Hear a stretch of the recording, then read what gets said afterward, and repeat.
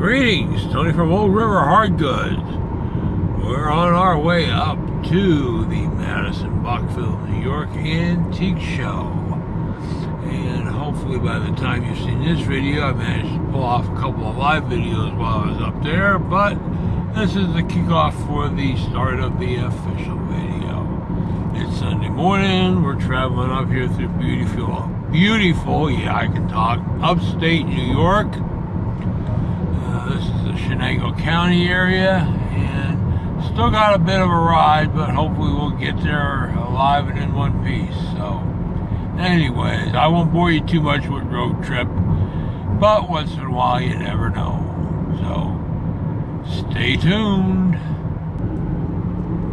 Just a quick look at some of the scenery up here in Shenango, I think I'm saying that right, County, New York. The clouds, the roads.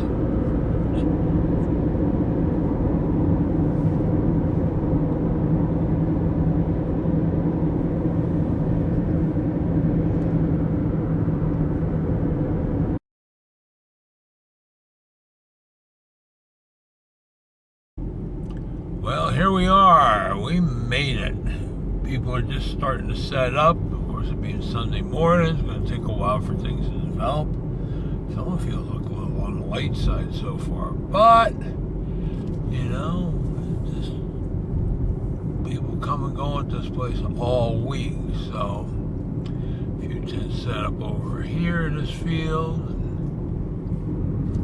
We'll set up over here. And we're going to be going down into the farther section here and get a parking space and hitting our walking routine. So, well, when we get here on the first day, we always park up at this end, up at the western end of things.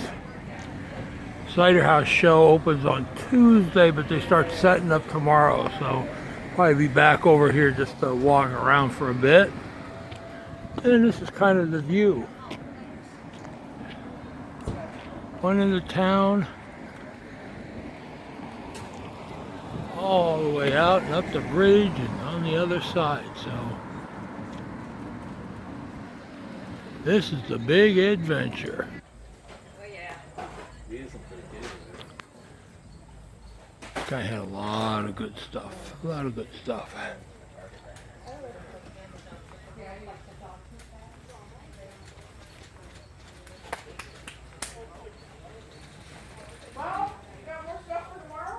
No, some not so good stuff, but still some good stuff. Might have to make a trip back here again. We missed that hacksaw. Yeah, let me take a look. Here we have a pedestrian crossing. Wow, somebody's actually slowing down. Usually those things mean like aim here. It's kind of like the yield signs that everybody reads as floor it. But that's New York for you. Day one's pickings were, to start, pretty light. I mean, the one field, which usually is pretty good, only produced 5 tools. I was starting to think this was going to be a bomb of a trip, but then the stuff started showing up. But no particular order of acquisition. We're just going to go over it real quick.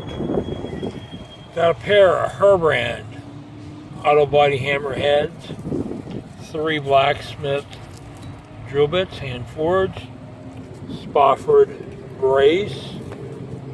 Oh, looks like a 12-inch. Another funky blacksmith tongs. This one with pointy tips. A Witcher pattern cobblers, lasting plier. Yeah, one plier. It's missing. I do believe this is a Stanley 70-something. I'm working on my book here. Panel marking gauge. Big old carpenter's adze head. A chair maker's hollow auger. Looks about 3/4 of an inch, but don't quote me on that. Kind of neat little square peen hammerhead. And this was kind of a find. This one you don't see too often. This is a hand forged set of cobbler's lasts.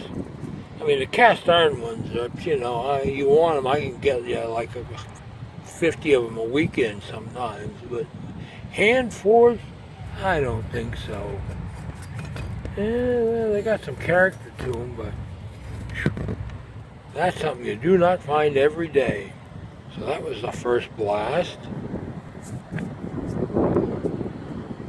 All right, day one, round two, and I can apologize for the lighting and the wind noise and everything else. So I'm going to yell a bit and hopefully not have to filter too much out. But we've got an 18th century complex sash envelope here. I can't kind of read the name, but I can't read the name, so we'll figure that out later. We got us a big envelope by somebody or other. We'll figure that out. Another big plane was this, Casey and Company, New York maker. Skew Rabbit, pretty good shape. Stanley Bullnose, number 75. A set of 8 hand-forged hammerheads. That's kind of neat. Different shapes and sizes. Might have been somebody's blacksmithing 101 project, but I really don't care. Chisels we got us.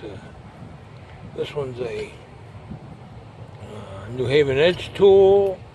One by Mr. Witherby, an 1/8 inch. Another 1/8 inch not signed. PS&W. Doing a finger test. 1/2 inch or so. Mortising chisel.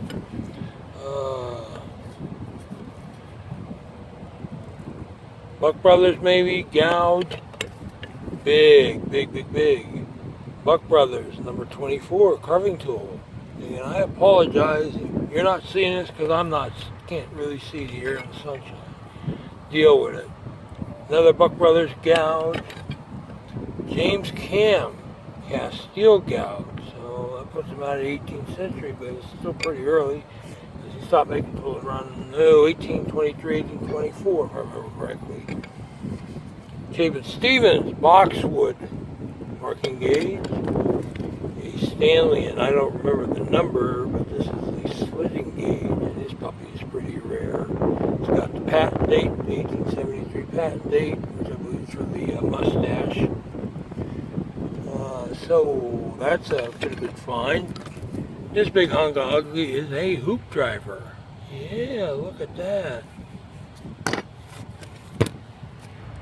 This is kind of cute. It's a little spoke pointer. Somebody wedged into a piece of wood for a handle. And I'm not sure if I want to keep the handle or not, but it's just kind of cute. Got us a leather pinker. A really neat, nifty, user-made brass crossbeam hammer. Another neat, nifty, probably user-made brass traced hammer that's signed, steel body. Let's see if we can recover that. Hand forged bung auger. Always a crowd pleaser, but the handle's in pretty good shape. This one's kind of nifty. It's a brass and steel drafting protractor bevel. I don't see a mark on it, but definitely is unusual. This is a 12-inch. I believe this is one of the early Stanleys. They weren't marked, but the style screams that to me. Should be able to save that. Stanley number 80. It's definitely going to need some rescuing from the rust. And probably one of the neater things. I found some neat things, but one of the neater things I found is this. This is a whetstone blade from an 18th century coffin-shaped razor home. Sorry if I'm jumping all over the place again. It's kind of hard to see. Yeah, there we go. That's better. It's missing the case. And I'll have to see if I can dig a picture out of one that I had a bunch of years back. But you sometimes see the cases floating around. You rarely see the stones. So if it makes it back to the shop in one piece, it's going to be a miracle. But so, all in all, not a bad day's haul.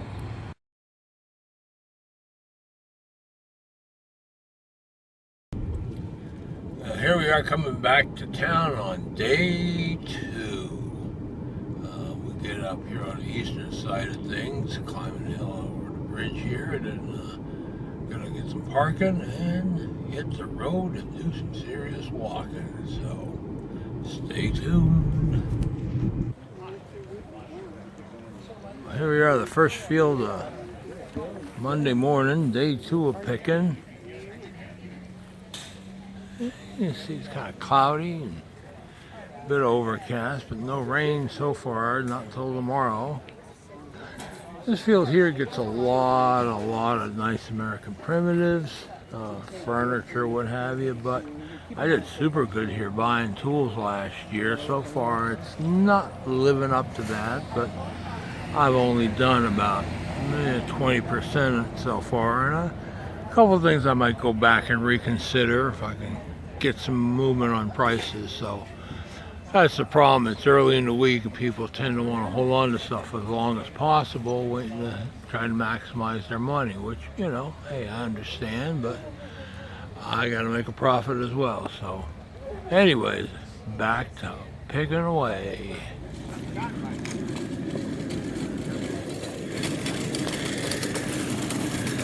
One thing this field is famous for is its roast chicken dinners, and you can smell it all over the place.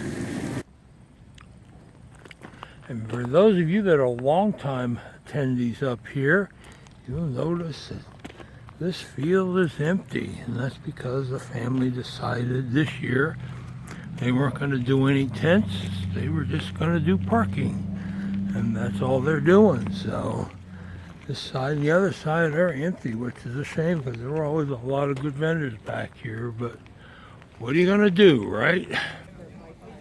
Well, this is pretty much it for us on day 2. If this looks familiar, it's kind of the field we started at yesterday, but figured we were up in the area again, so we just walk on back and give it another look-see in case something else popped up. Not that I found anything, but you don't know. And despite the fact this is called an antique show, it's more of a big flea market. I mean, a lot of these people, while some of them are specialized, they bring anything and everything here. And I mean, it bears looking under the tables and all the way in the back. You don't know what you'll find or where you'll find it. So, but anyways, I'm on sore foot again. I'm pushing the 7,000 foot mark on my phone, or 7,000 step mark on my phone. It's probably on the light side where all the stopping and starting to do. It's probably closer to about 9, but hey, you do what you got to do, right? Tomorrow will be the last day, and well, different fields, different finds.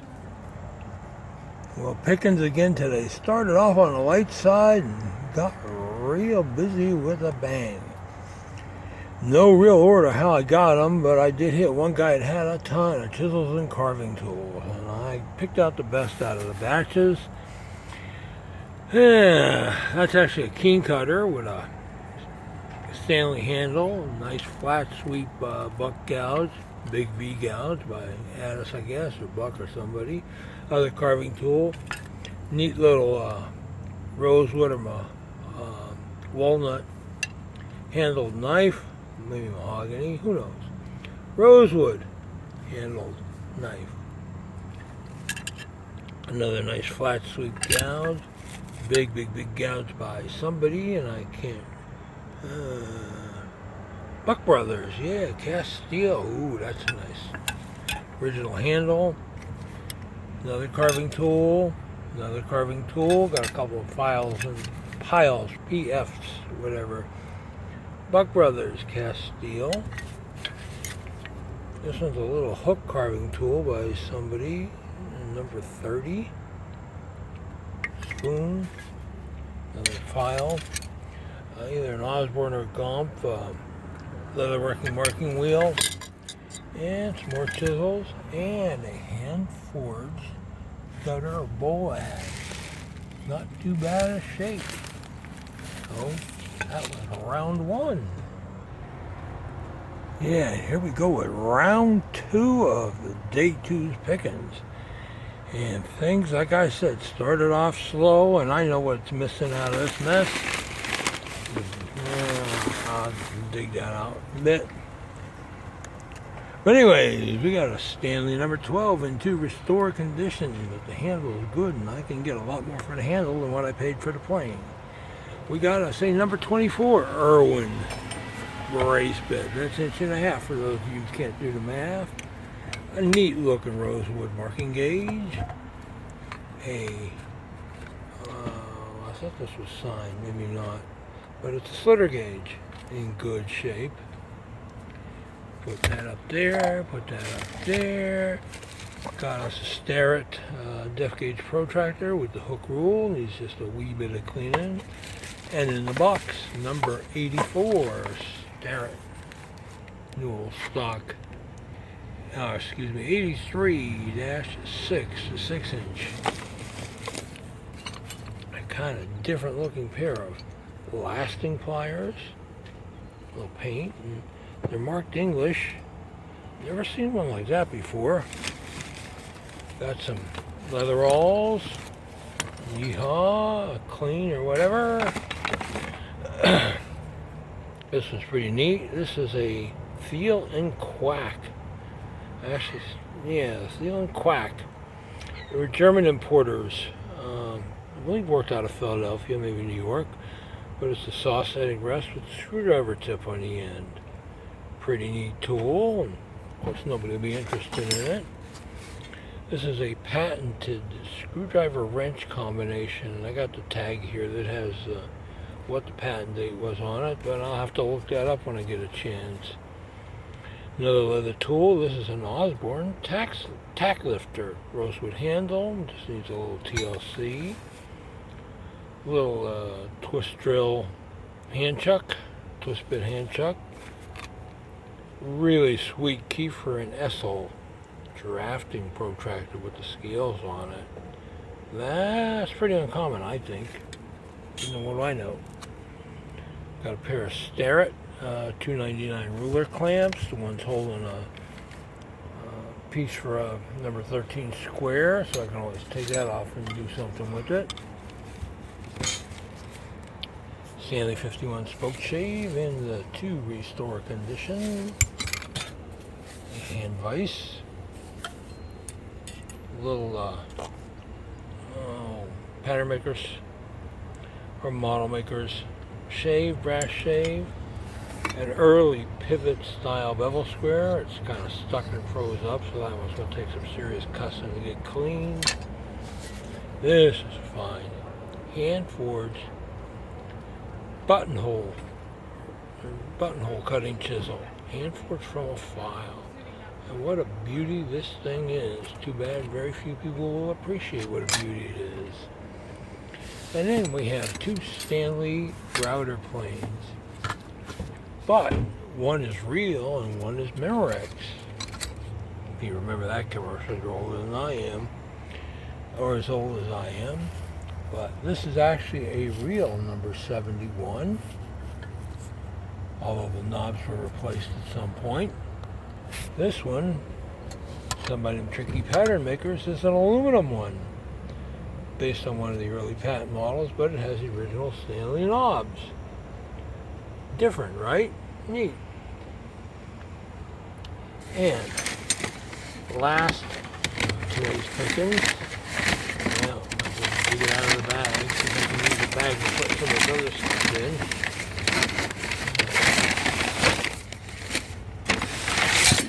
Yeah, there it is. One big hand-forged wheelwright's traveler. Kind of neat. Needs a handle, but that's an easy fix. Won't take too much cleaning to get this guy looking pretty again either. So, as I said, that's it for day 2.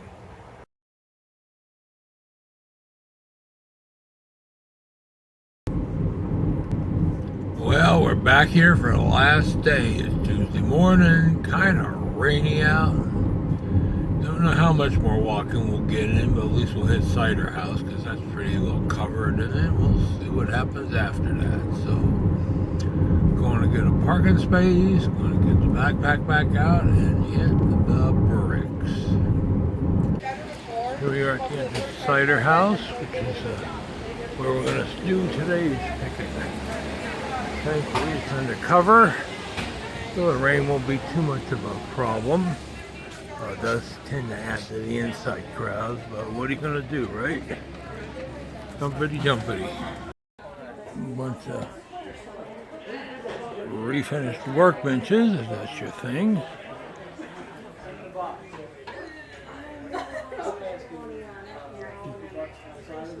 Yeah. Tool guy. Dropped a few bucks here.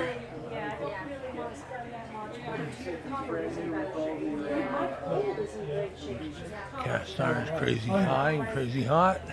We're going to take it down to the creek side and set up the I was down to Utah Village yesterday. Planes, planes, and planes. I already picked that box.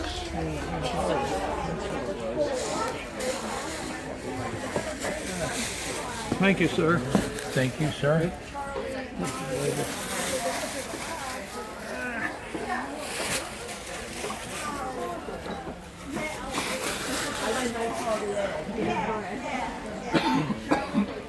Let me sneak by over here again.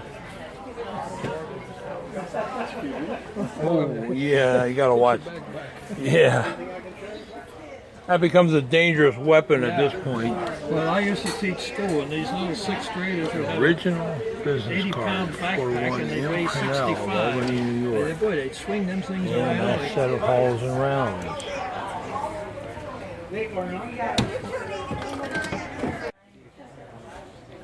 Some of the neat items around. Kitchenware frame. I'll be here before too much longer. All right. As always, great to see you. All righty, buddy. Good seeing you as usual. Thank you. Nice old powder horn. Oh, that's him. That's Mark. You have to ask Mark.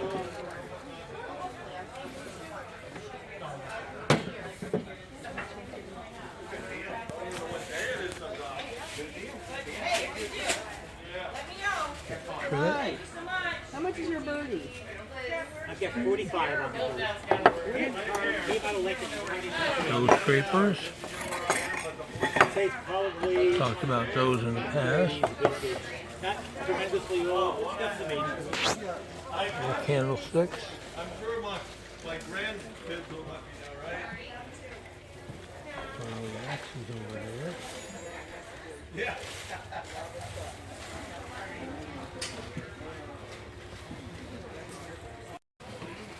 I did a quick inventory of what I have spent so far and how much I got left to spend, and I have dropped some serious coin this trip, so we're going to look, but we're going to be pretty selective unless something super great shows up, so, but we shall see, right? Well, this is it for this trip.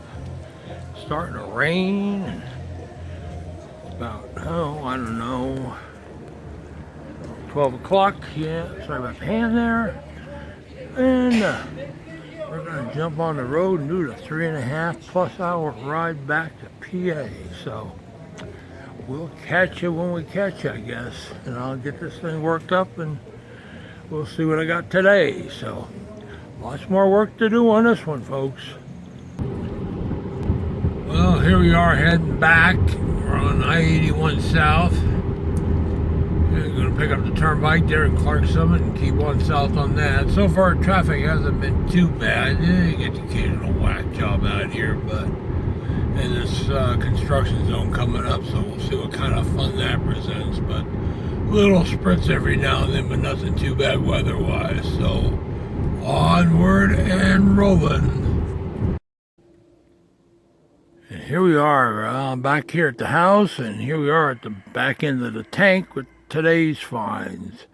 Easier to do it here than in the back of the wife's car. So anyways, ignore the jet plane and the rooster in the background and any other squawking and walking you hear. Anyways, we gotta say, kind of neat, well-used woodcarver's mallet. Boy, that has some character to it. A couple of checks, but neat, right? a pair of silversmith hammers previously owned by Carl. One's marked Germany, I didn't look too close at that one. A couple of turn screws, didn't find too many of this strip, but a little W Butcher, firmer carving chisel. Not much in the way of brace tools this time either. This one is a signed, can't read it, split nut saw turn screw bit. Needs a little detailing. This is pretty neat. This is a hand forged, get it out here in the light a little more, musket tool. What for? I don't know, but it definitely has some patina, and I kind of think it might be signed, or just my eyes playing tricks on me. We'll find out when we get it back to the shop and get it prettied up. Got a set of, well, not so much of a set, but 5 molding planes. Nice complexes. This one's late, probably very late 18th century, early 19th century. I can't read the maker's mark. This is pretty neat. These are by Benson, I believe, of Albany. And it's a right and a left-handed center bead. I ain't never seen such a beast before. Have you? And this one is a, again, another New York one, but good shape overall.